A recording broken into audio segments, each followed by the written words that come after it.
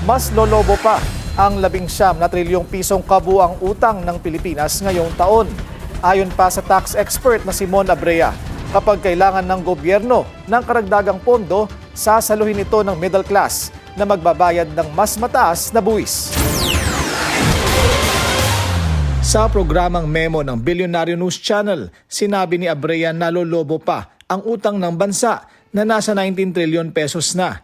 Ito'y dahil mas malaki ang ginagastos ng bansa kesa sa nakokolekta ng buwis at bayarin ng BIR at Customs. Dagdag pa ni Abrea, halos 1 trilyong piso ang inilaan para pambayad lang na interes sa utang o halos 15% ng 7.2 trillion peso na panukalang budget para sa 2027. Magkano nga ba ang utang? As we speak, 19 trillion. Pero hindi pa tapos yung taon. May uutangin pa. Oo. Then, i-roll over ulit siya next year. Ayon kay Abrea, sasaluhin ng middle class ang higit 60% ng panukalang pambansang budget.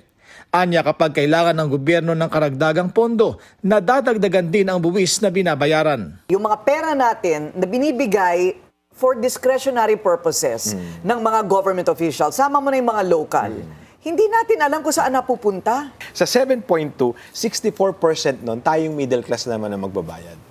Oo nga. 64% nun, tayong middle class. Tuwing mga kailangan ng pondo at gusto nila mas maraming pondo, dagdag ng buwis. Oo. So medyo masakit talaga kasi dun sa 7.2, ito na yung pinakamasakit. Suportado rin ni Abrea ang panukalang Kadena Act na layong bigyan ng publiko ng direktang paraan para masubaybayan kung paano ginagamit ang pera nila.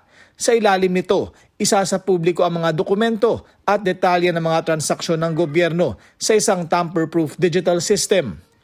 Habang nasa priority list ng administrasyon ni PBBM ang panukalang batas, nasa dulo naman ito ng listahan. Paano natin, Mon, mas babantayan ang ating pondo ngayon? Isulong talaga natin yung kadena bill na gustong ipasa. Naman nila ulit sa LEDAC yung nilabas nila na 42, 43 priority bills. Pero yun na nga, yung kadena from top 10, nandun na siya sa bottom na. Giit ni Abrea, kailangan ding higpitan ng Commission on Audit ang pagbusisi ng MOOE o Maintenance and Other Operating Expenses ng mga ahensya at opisyal. Anya, hindi naliliquidate ng tama ang MOOE na nagsisilbing overhead expenses ng pamahalaan. Manatiling nakatutok sa Billionaire News Channel, sumubaybay sa aming social media accounts at mag-subscribe sa aming YouTube channel para sa mga eksklusibong balita at storya.